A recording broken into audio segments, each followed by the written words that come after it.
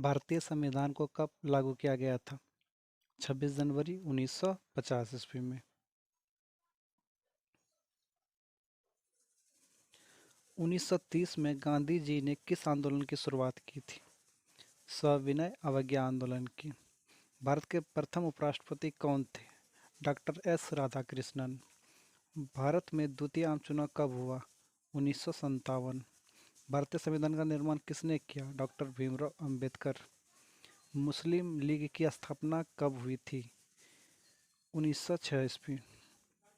1885 में किस राजनीतिक दल की स्थापना हुई थी?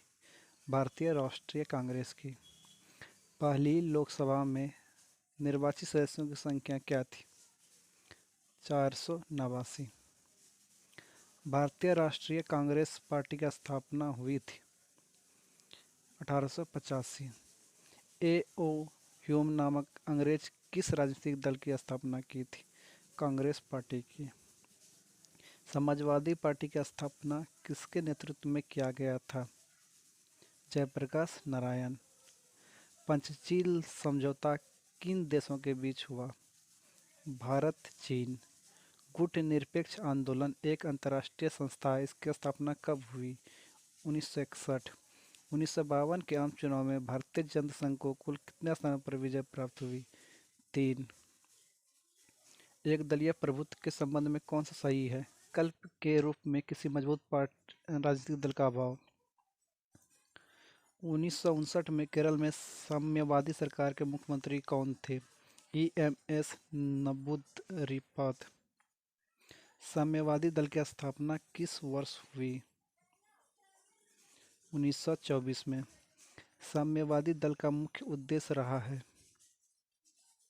समाजवाद तथा साम्यवाद की स्थापना, गरीब मजदूरों किसानों को शोषण से मुक्ति, पूंजीवाद की समाप्ति, उपयुक्त सभी ऑप्शन डी।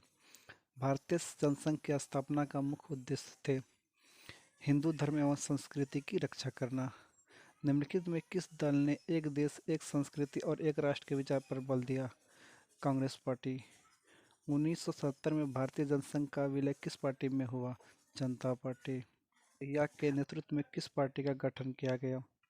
संयुक्त समाजवादी दल। गांधीवादी समाजवाद की स्थापना करना इनमें से किस दल का प्रमुख उद्देश्य था? स्वतंत्र पार्टी। स्वतंत्र भारत की प्रथम सरकार में गृह मंत्री कौन था?